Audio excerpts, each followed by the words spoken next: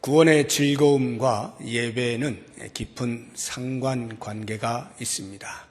구원의 즐거움을 누리기 위하여 예배를 드리기도 하고, 구원의 즐거움이 있기 때문에 예배를 드리기도 합니다.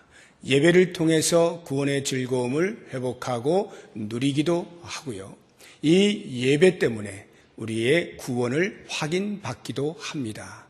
이러한 예배, 구원의 즐거움을 위하여 답이라고 말하고 있는 예배를 지난주에 우리는 인생의 본질적 욕구이며 행위다, 이렇게 말씀을 드렸습니다. 본향을 향한 본질적 행위. 왜 예배가 우리 모든 인간에게 있어서의 잠재된 본질적 욕구이며 행위인가 하는 부분은 우리 인간이 어떻게 창조되었느냐라고 하는 것을 통해서 알 수가 있습니다.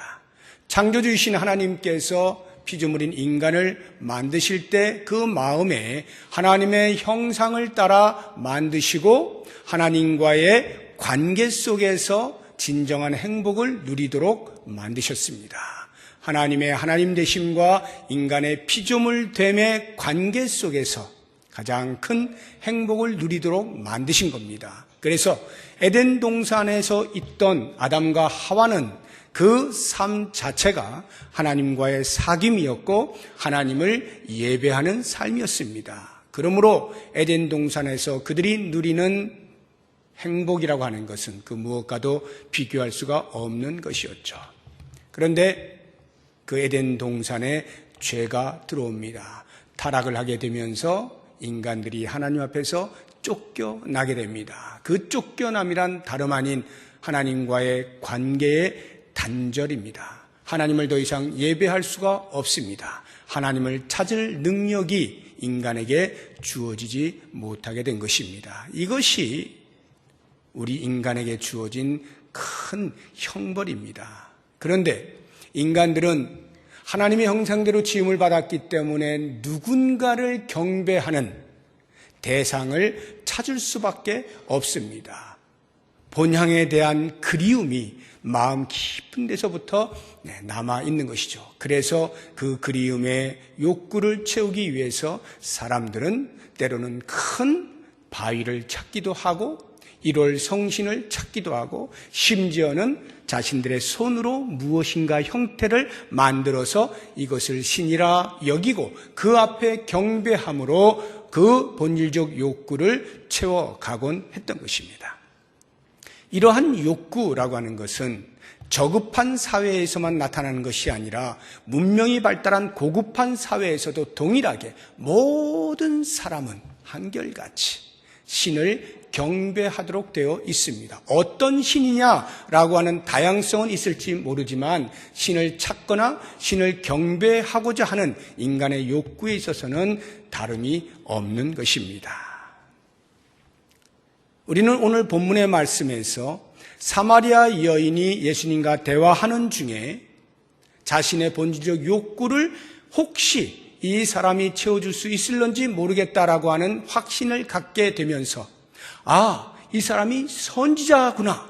그렇다면 나의 욕구를 채워줄 수도 있겠다, 대답해 줄 수도 있겠다 싶어서 예배에 대한 이야기를 꺼내게 됩니다. 대화의 흐름상으로는 도저히 예배가 나올 만한 흐름이 아니었음에도 불구하고 선지자로 인식이 되어지는 순간에 자기의 마음에 있었던 그 욕구를 예수님에게 이야기함으로써 답을 얻고자 했던 것입니다. 바로 이와 같은 모습을 통해서 인간은 예배함을 통해서만 진정한 자기 발견이 가능하고 참된 행복을 누릴 수 있는 존재임을 알게 되는 것입니다.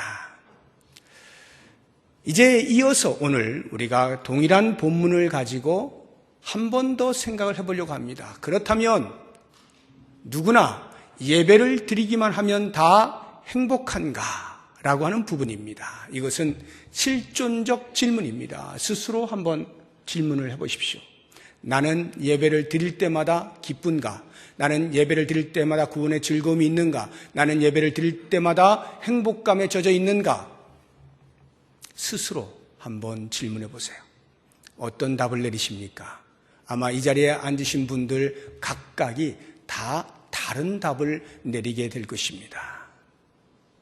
어떤 사람은 예, 그렇습니다. 정말 저는 예배를 드릴 때마다 제 가슴이 뜨거워지고 하나님을 만나는 기쁨으로 충만합니다. 이렇게 대답을 하는 사람이 있는가 하면 어떤 사람은 글쎄요, 그런 적도 있긴 했는데 요즘은 제가 그냥 별 생각 없이 예배를 참석하는 것 같은데요. 이렇게 솔직하게 자기에게 대답을 하는 경우도 있을 것입니다. 그래서 오늘 제가 구원의 즐거움이 예배와 깊은 관계가 있다고 하는데 왜 내가 예배를 드리고 있음에도 불구하고 그 즐거움을 누리지 못하는가 생각하시는 분이 계시다면 오늘 말씀에 귀를 기울이시면 좋을 것 같아요. 오늘은 제가 어떻게 예배하는가의 부분을 말씀을 드리려고 합니다.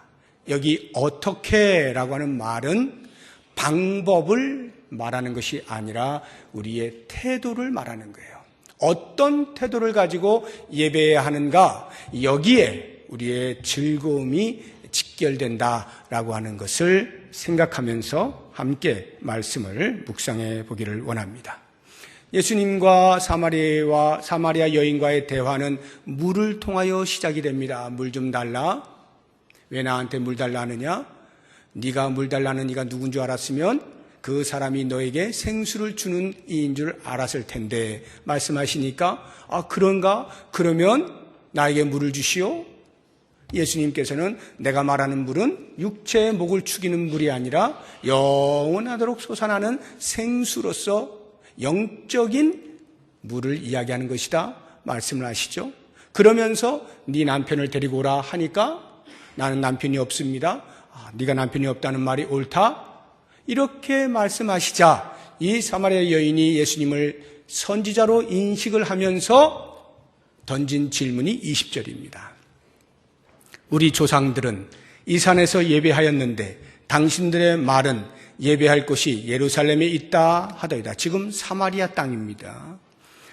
사마리아 여인이 이야기하고 있는 이 산에서 예배하였는데 라고 하는 것은 그리심산을 말합니다. 사마리아 지역에 그리심산이라고 있어요. 그리심산과 에발산이 있는데 그리심산에서 예배하도록 되어 있어요. 사마리아 사람들이 가지고 있던 모세 오경이 있습니다. 그것을 가리켜서 사마리아 오경이라고 하는데 거기에도 신명기가 있어요. 그 신명기 27장 3절에 보면 그리심산에서 예배할 것이 기록이 되어 있습니다. 그래서 이 사마리아 사람들은 바벨론이 멸망한 이후에 메데바사, 페르시아가 온 세상을 점령하고 호령할 때 그 그리심산에다가 성전을 짓고 BC 128년 멸망을 당하기까지 성전이 파괴되기까지 그곳에서 계속 예배를 드렸던 것입니다. 그런데 이 예배가 여인의 마음속에는 언제나 걸리는 것이 있었어요. 무엇인가 하면 유대인들은 자기들이 믿고 있는 그리심산이 아니라 예루살렘이라고 주장을 하는 겁니다. 예루살렘에 성전이 있잖아요. 그곳에서 예배를 하는 것이 옳다라고 이야기함으로써 이 유대인들과 사마리아인들 사이에 안 그래도 많은 갈등이 있는데 이 예배 장소의 문제로 인해서 더욱더 분쟁이 심화가 된 것입니다. 그러니까 여인의 마음에는 과연 어디서 예배하는 것이 옳은 것이냐가 매우 궁금했던 거예요. 그래서 선지자로 여겼던 이 예수님에게 어디서 예배하는 게 맞는 거요? 라고 질문을 하게 된 것입니다. 그때 예수님께서 대답하시는 것이 21절이죠. 예수께서 이르시되 여자여 내 말을 믿으라. 이 산에서도 말고 예루살렘에서도 말고 너희가 아버지께 예배할 때가 이르리라. 이 산에서도 말고 예루살렘에서도 말고 그리심산도 아니고 예루살렘도 아니고 장소의 문제가 아니다라고 말씀을 해주시는 겁니다. 왜냐하면 계속해서 유대인이 됐던 사마리아인이 됐던 모두는 다 장소의 허구 속에 예배의 본질을 놓치고 있었기 때문에 그렇습니다. 이스라엘 백성들은 장소를 우상화한 거예요. 성막이 있죠. 성막 안에 보면 성소가 있습니다. 성소에는 성소와 지성소로 나눠집니다. 3분의 2가 성소, 3분의 1이 지성소입니다. 성소를 지나 지성소로 들어가죠. 이스라엘 백성들이 7월 10일 1년에 단 한 차례 대제사장이 온 백성들의 죄를 사함받기 위하여 지성소로 들어갑니다. 그 지성소에 언약궤가 놓여져 있습니다. 언약궤 위에 덮개가 있습니다. 그룹이 양쪽으로 서 있고 그 가운데에 앉는 자리의 모양이 되어 있습니다. 그 앉는 자리를 가리켜서 시은좌라고 합니다. 베풀시 은의 은. 하나님께서 그 자리에 앉으셔서 은혜를 베푸신다라고 해서 시은좌 또는 속죄소, 모든 죄를 사하신다 해서 속죄소입니다. 이러한 성막과 성소 그리고 지성소 안에 있는 언약궤, 이 장소적인 개념이 이스라엘 백성들로 우상화하게 만들었다라고 하는 거예요. 이 부분에 대해서 예수님께서 너무나 정확히 알고 계셨기 때문에 장소를 우상화하면 안 된다라고 하는 경각심에서 이 산에서도 말고 예루살렘에서도 말고라고 하는 장소를 거부하신 것입니다. 사실 성막이라고 하는 것은 이스라엘 백성들이 자기들 마음대로 그냥 지은 게 아니에요. 하나님께서 지으라 하셔서 명령을 받들고 하나님께서 요구하시는 그 식양을 따라서 만든 겁니다. 그리고 지성소 안의 언약궤도 역시 마찬가지입니다. 그럼에도 불구하고 이스라엘 백성들은 하나님께서 왜 성막을 만들게 하셨는지에 대한 진의를 놓치고 만 것입니다. 하나님이 왜 광야 생활 그 힘들고 어려운데 그냥 몸을 가누기도 쉽지 않은데 성막을 짓게 하시고 성막을 광야 생활을 옮길 때마다 다시 들고 가게 하고 놓게 하고 들고 가게 하고 놓고 하게 하셨을까라고 하는 그 진의를 알 필요가 있습니다. 성경이 우리에게 무엇을 말씀하시는지 레위기 26장 11절 12절 말씀 같이 봅니다. 내가 내 성막을 너희 중에 세우리니 내 마음이 너희를 싫어하지 아니할 것이며 나는 너희 중에 행하여 너희의 하나님이 되고 너희는 내 백성이 될 것이니라. 하나님께서 성막을 만드신 이유는 에덴 동산에서 삶 자체가 예배였고 그 예배를 통하여 진정한 행복을 누렸던 하나님의 형상으로 지음받은 인간들이 타락하여 쫓겨남으로 그 예배 자리에 이르지 못하게 되자 하나님께서 어찌하든지 그들을 다시 회복해 하시기 위한 원대한 계획의 일환으로 상징적인 그림을 보여주시는 것이 이 성막입니다. 이스라엘 백성들을 선택하셔서 성막을 통하여 예배하는 행위를 통해서 하나님과 관계가 맺어질 수 있도록 하나님의 하나님 되심과 인간의 피조물 됨, 이 사실을 인지하도록 하기 위하여 언약궤를 두시고 하나님께서 그 자리에 앉아서 은혜를 베푸시곤 했던 것입니다. 이것이 하나님의 진의, 예배의 본질인데 이스라엘 백성들은 점차 시간이 흐르면서 그 사실을 잊어가면서 성막 자체에, 언약궤 자체에 의미를 부여하기 시작한 겁니다. 그래서 그것이 자기들도 모르는 사이에 우상화되어진 것이죠. 이 사실을 명백히 알게 해주는 사건이 있죠. 이스라엘 백성들이 블레셋과 전쟁을 할 때 참패를 하잖아요. 그러니까 안 되겠다. 전쟁의 신 우리 하나님 언약궤가 이곳에 없어서 우리가 졌다. 그러니 실로에 빨리 연락을 해서 언약궤를 가져오게 해라. 엘리의 두 아들 홈리와 비느하스가 제사장을 짊어지고 전쟁터로 옵니다. 이제는 우리가 이겼다. 모두가 환호성을 지르고 심지어는 적군까지도 블레셋 사람들도 이제 우리 졌다. 저기 전쟁에 능한 신이 왔다. 우리 졌다 하고 도망을 가지 않고 블레셋 군인들이 어차피 우리 진 건 진 거고 남자답게 도망가지 말고 싸우다 죽자. 이렇게 된 거예요. 그래서 그 다음날 전쟁을 벌였는데 이게 웬일입니까? 이스라엘 백성들이 참패를 했어요. 뿐만 아니라 그 가지고 온 언약궤까지 빼앗겼습니다. 그러니까 전쟁에 능하신 하나님이 블레셋 사람들에게 진 거예요. 정확히 이야기하면 하나님께서 움직이지 않으신 겁니다. 모든 이스라엘 백성들이 의아하게 생각했습니다. 어떻게 된 건가? 하나님이 힘이 약해지셨나? 어떻게 된 것이지? 블레셋 사람들은 조롱합니다. 야, 엄청난 줄 알았더니 별것 아니었네. 우리 손에 언약궤가 있잖아 하고는 가지고 가는데 거기에서 놀라운 일들이 벌어지죠. 그런데 그 빼앗기는 순간까지 하나님께서 움직이지 않으셔요. 왜 그랬을까요? 힘이 없으셨어요? 아니죠.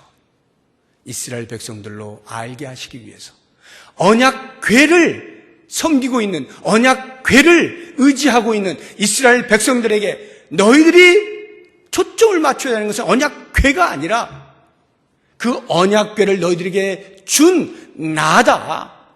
하나님을 인식하는 것으로부터 멀어진, 그리고 눈에 보이는 언약궤를 섬기고 있는 이스라엘 백성들을 경종을 울리기 위하여, 심지어는 당신의 이름이 땅에 떨어지는, 이방 사람들에 의하여 조롱거리가 되어지는 그 수모를 참으시면서까지 아무런 일을 안 하시고 그냥 언약궤가 빼앗기도록 놔두신 것입니다.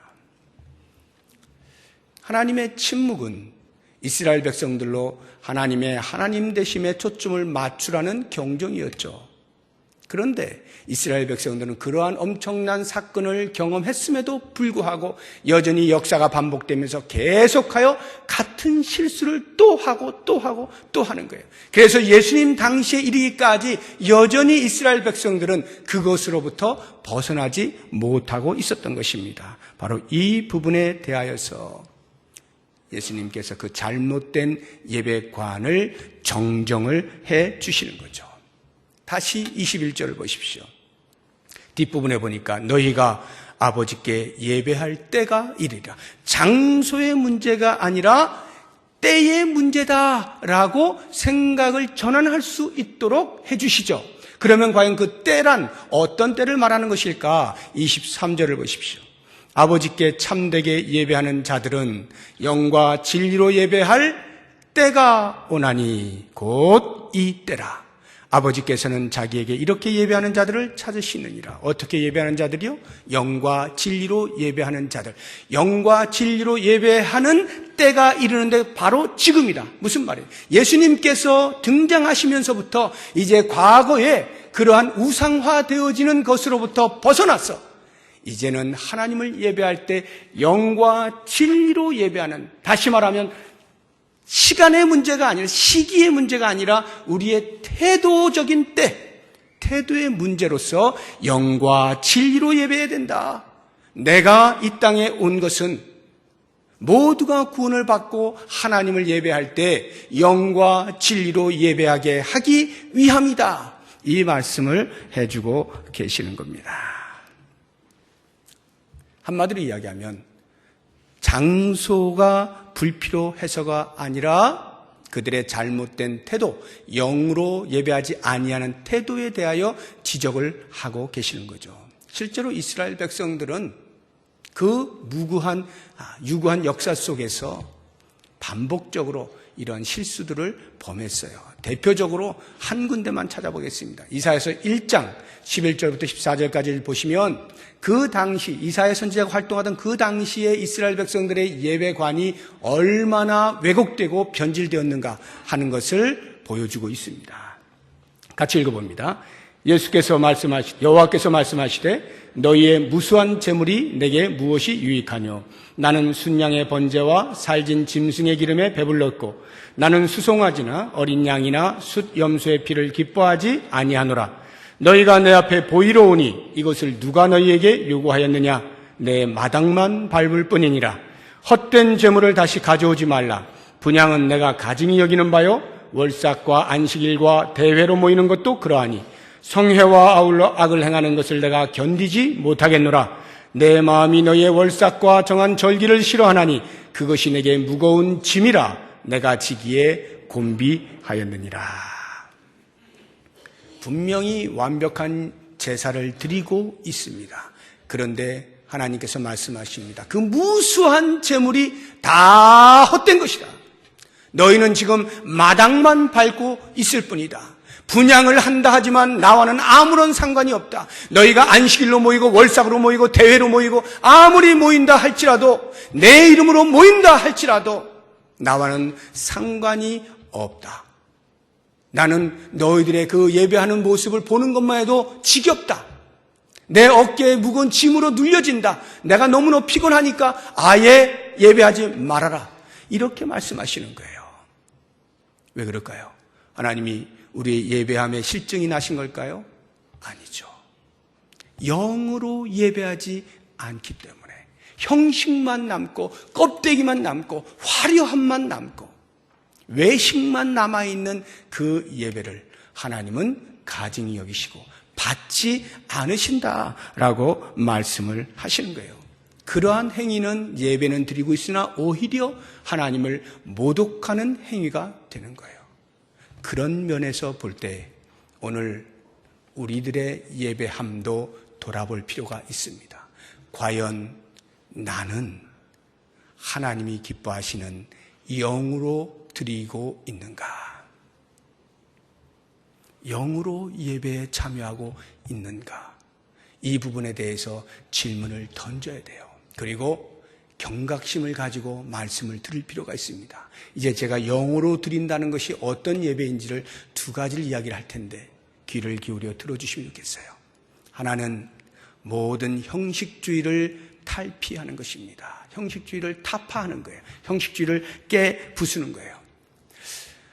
우리 주일에 많은 사람들이 이동을 하잖아요. 우리가 이렇게 평면적으로 볼 때는 잘 못 느끼지만 만약 우리가 저 위에서 뭐 위성으로 이렇게 내려다본다든가 아니면 헬리콥터만 타고 이렇게 살펴보아도 주일에 이동하는 사람들로 그냥 꽉 복잡한 거리를 볼 수가 있을 거예요.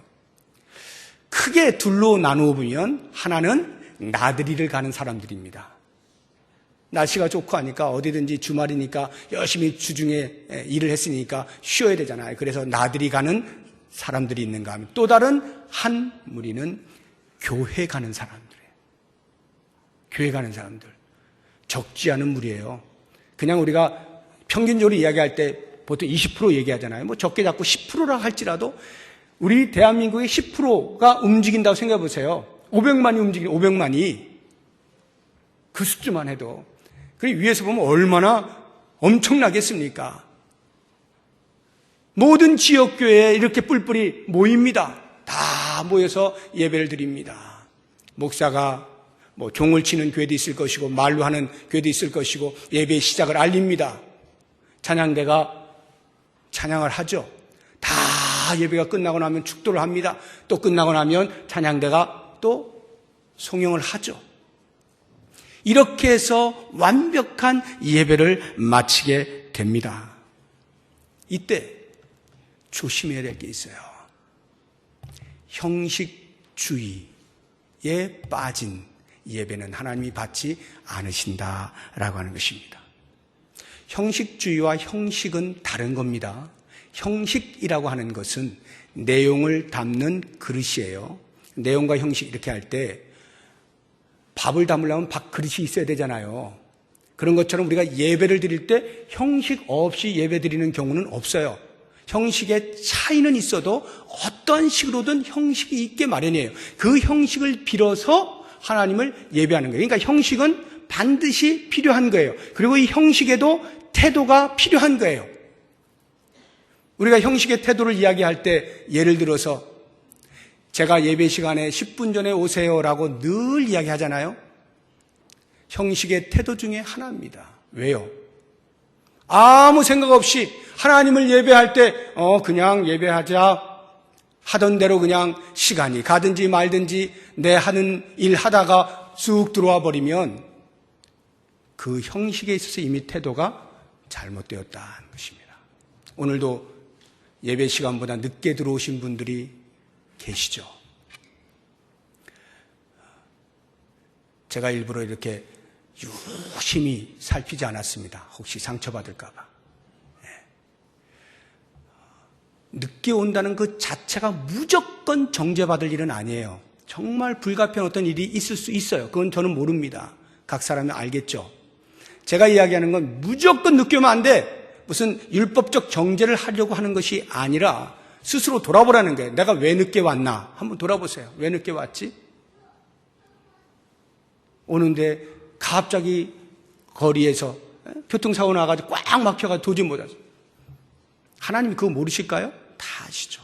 그런데 아무 생각 없이 늦어도 아무런 상관이 없는, 마음에 조금의 부담도 없는, 그냥 내가 예배 한번 오면 되는 거지, 좀 늦을 수도 있는 거지, 그렇게 만약에 늦게 참여한다면 그 사람은 형식적 태도에 있어서 이미 하나님 앞에 받은 바가 되지 못하는 거예요. 굉장히 조심하셔야 돼요.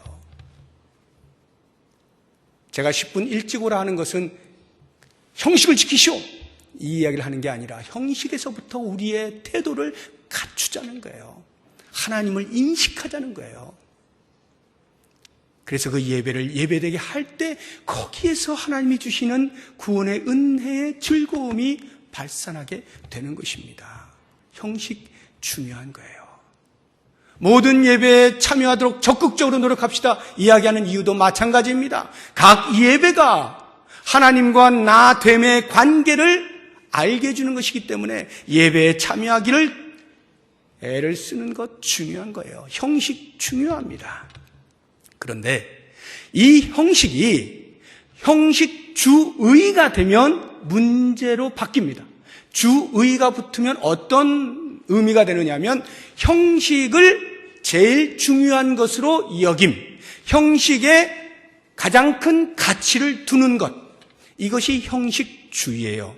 그래서 내용이 어찌되든지 상관없고 형식만 처음부터 끝까지 맞췄으면 되는 거다라는 생각을 갖게 되면 그것은 형식주의에 빠진 거예요. 이런 형식주의를 가지고 예배에 참여하는 사람은 영으로 예배하는 것이 아니다라고 하는 것입니다. 영으로 예배한다는 것, 우리가 찬양을 하잖아요. 찬양대 찬양을 하고 우리 모든 대중들이 함께 대중 찬양을 합니다. 우리는 목소리로 찬양한다고 생각을 해요. 재능으로 연주를 한다고 생각해요. 아닙니다. 우리의 목소리와 재능이라고 하는 것은 수단과 도구에 불과합니다. 우리가 예배하는 것은 영으로 예배하는 거예요. 영으로 우리의 목소리라고 하는 재능, 우리의 악기를 다루는 재능을 통해서 하나님을 예배하는 거예요. 그렇기 때문에 영으로 예배하는데, 영으로 하나님을 찬양하는 자는 그 찬양 속에서 하나님의 영광이 드러나야 되고 하나님의 영광을 바라보며 찬양을 해야 돼요. 그래서 아무 생각 없이 그냥 입안에서 흥얼흥얼거리듯이 하는 것이 아니라 가사 하나하나를 깊이 묵상하면서 그렇게 부르는 거예요. 그렇게 불러지는 찬양 속에 우리의 영으로 드려지는 예배가 있는 거예요. 기도를 할 때 기도는 언변으로 하는 게 아닙니다. 영으로 하는 거예요. 영으로. 말을 청산유수와 같이 잘한다고 해서 좋은 기도냐? 아니요. 그건 아무도 몰라요. 하나님은 아시죠. 영으로 기도해야 돼요. 말씀을 전하는 목사가 영으로 말씀을 준비하고 선포해야 됩니다. 논리가 정연하고 막힘이 없고 듣는 사람이 좋다, 이게 좋은 설교가 아니라 영으로 설교를 해야 되고요. 듣는 우리들은 역시 마찬가지로 영으로 들어야 돼요. 그냥 어떻게 하나 보자, 오늘도 틀림없이 잘했네, 이게 아니라 영으로 귀를 기울여 듣고 반응을 할 때 이것이 하나님이 기뻐하시는 영으로 드리는 예배라 하는 것입니다. 그러므로 여러분, 이제 우리는 형식 때문에 싸우지는 말았으면 좋겠어요. 우리가 한국교회가 그동안에 서로에 대해서 어느 정도의 비난을 했던 것이 사실입니다. 전통 예배를 드리는 교회와 열린 예배를 드리는 교회 간에 무엇이 더 옳은 것이냐로 시시비비를 많이 가리던 때가 있습니다. 요즘은 이제 많이 줄어들었습니다만, 전통 예배를 드리는 사람들은 이것이야말로 거룩한 예배고, 저렇게 열린 예배, 저렇게 드리는 예배는 저건 쇼다, 쇼. 너무 가벼워. 하나님을 너무 우습게 보는 거 아니야? 이렇게 비난을 하곤 했어요. 그런가 하면 열린 예배를 드리는 성도들은 전통 예배에 참여하고 있는 성도들을 향해서 그게 무슨 거룩이냐, 형식이지, 껍데기지, 진정성이 없어, 우리가 드리는 이 예배야말로 정말 진정성을 가지고 예배 드리는 거야. 이렇게 서로에 대해서 비난을 하곤 했어요. 그런데 이제 우리가 오늘 말씀을 통해서 알듯이 형식 자체는 아무런 문제가 없어요.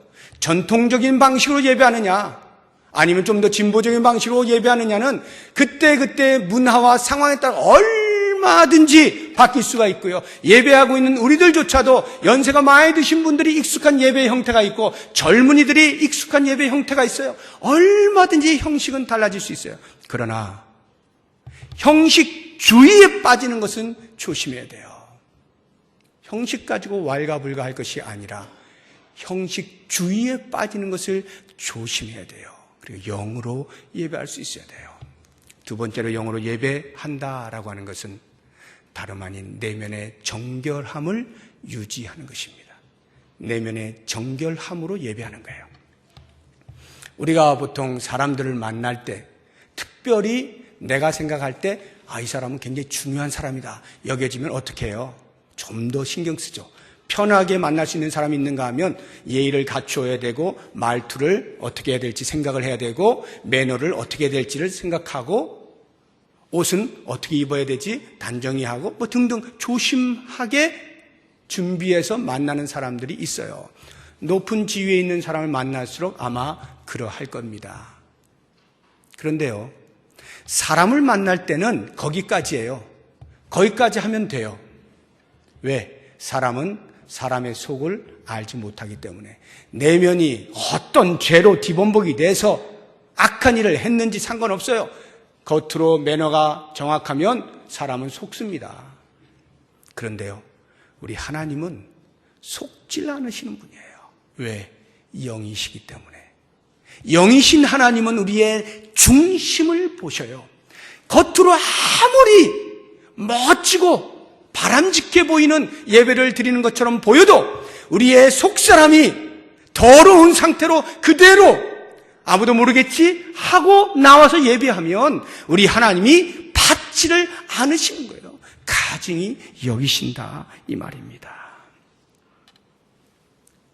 그래서 우리의 내면을 정결히 하는 것이 필요한 거예요. 일상의 우리의 삶에서 정직을 추구하고 불의를 싫어하고 깨끗하게 살려고 하고 몸부림치는 이러한 삶의 연장 속에서 하나님 앞에 나올 때 우리의 몸과 마음을 깨끗하여 나오는 것이 중요한 거예요. 많은 사람들이 이렇게 오해하곤 합니다. 하나님은 상한 심령을 기뻐하시지 않는가? 하나님은 상한 심령을 기뻐 받으시지 않는가? 맞습니다. 우리 하나님은 상한 심령을 받으셔요. 상한 심령 나오도 됩니다. 그런데요, 이 상한 심령이라고 하는 것이 죄를 짓고 나와도 된다, 죄를 무시하고 그냥 나와도 된다, 죄에 대하여 두려워하지 않고 죄 지은 상태로 그냥 나와도 된다, 이런 의미가 아니에요. 그 죄지음, 하나님 앞에 거룩하게 살고자 하였으나 살지 못하였던 이 상한 마음, 이것을 부둥켜 안고 하나님이여 하나님이여 내가 이렇게 열심히 살려고 했는데 여전히 또 실패했습니다 하고 주 앞에 나와 예배를 할 때 그 자신의 모습 앞에 부끄러워서 송구해서 하나님 어떻게 할까요? 고개를 들지 못하는 세리처럼 그러한 겸손의 마음으로 회개하고 통회하는 심령으로 그리고 간절히 주를 바라는 마음으로 나와 엎드리는 거예요. 상한 심령이 우리의 자랑이 아닌 겁니다. 상한 심령이 우리의 권리 주장을 하는 조건이 되는 게 아니에요. 하나님이 너무나 자비하신 분이기 때문에 우리의 상한 심령조차도 받으시는 것이고 그래서 하나님 아니면 저는 못 삽니다라고 하는 그 상한 마음 그것을 귀히 여기시고 받으시는 것이지 죄를 지은 채로 갈기하게 찢겨져 있는 온갖 더러운 그러한 모습으로 하나님이 받으시는 거지 하고 나와 예배하는 것이 아니라 이 말이에요. 언제나 우리는 그래서 예배할 때마다 우리의 부족하고 못난 모습 때문에 하나님 앞에 겸손히 엎드려야 되고 하나님의 도우시는 은혜가 아니면 살 수 없다라고 하는 그 간절함으로 엎드려 예배하는 것입니다. 이렇게 예배하는 것을 영으로 예배한다 말하는 거예요. 이제 결론의 말씀을 드립니다. 사랑하는 성도 여러분, 나는 영으로 예배하고 있습니까? 영으로 예배한다. 저는 아직도 잘 모르겠는데요. 영으로 예배한다는 게 뭔지 제가 한 가지 알려드릴게요. 내가 지금 영으로 예배하는지 아닌지를 알 수 있는 시금석이 되는 것. 내 안에 거하시는 성령님이 계시잖아요. 그 성령님께서 지금 나의 모습을 보시고, 내 안에 계신 성령께서 지금 예배하고 있는 나의 모습, 생각하고 있는 나의 이 생각, 이것을 보시고 기뻐하실까 안 하실까? 그래, 너 정말 제대로 예배하고 있구나, 이렇게 말씀을 하실지, 아니면 야, 너 왜 그러니? 왜 그렇게 예배하고 있니? 왜 몸은 여기 있으면서 생각은 저 콩밭에 가 있냐? 만약에 성령께서 나에게 그렇게 말씀하실 것 같은 나의 모습이 보이면 그것은 영으로 예배하는 게 아니에요. 영으로 예배한다 하면 내 안에 계신 성령께서 그래 잘하고 있다, 그래 그렇게 드리는 거야 라고 인정을 하시는 그것이 영으로 예배하는 거예요. 이 사실은 아무도 모릅니다. 아무도 몰라요. 목사인 저도 모릅니다. 여러분들이 지금 영으로 예배하는지 저는 몰라요. 다만 저는 믿는 거예요. 그렇게 영으로 예배하고 계시다라고 저는 확신을 하고 예배를 지금 인도하고 있는 거예요. 그러나 정답은 본인만이 압니다. 자기의 속사람은 알잖아요. 그렇기 때문에 예배함이란 다른 그 누구와의 문제가 아닌 자기 자신과의 싸움이라고 하는 것 잊지 마십시오.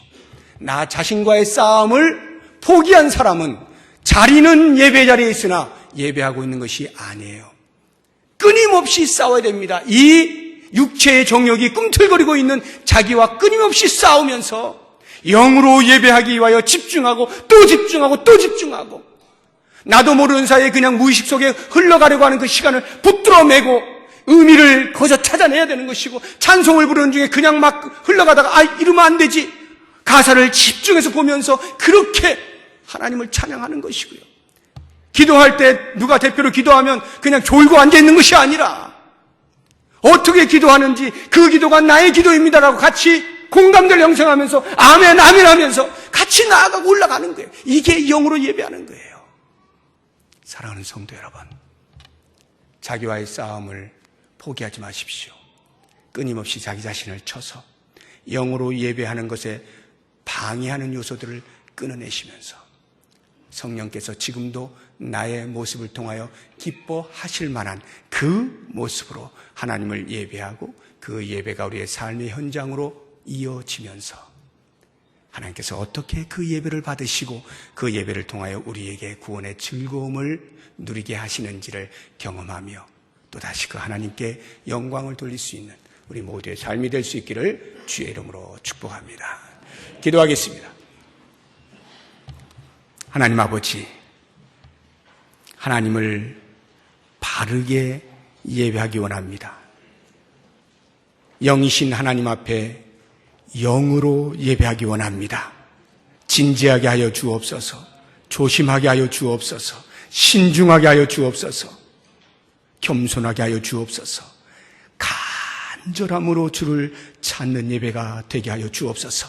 그 예배를 통하여 우리에게 부어주시는 구원의 즐거움을 누릴 수 있게 하여 주옵소서. 예수님의 이름으로 기도드립니다. 아멘.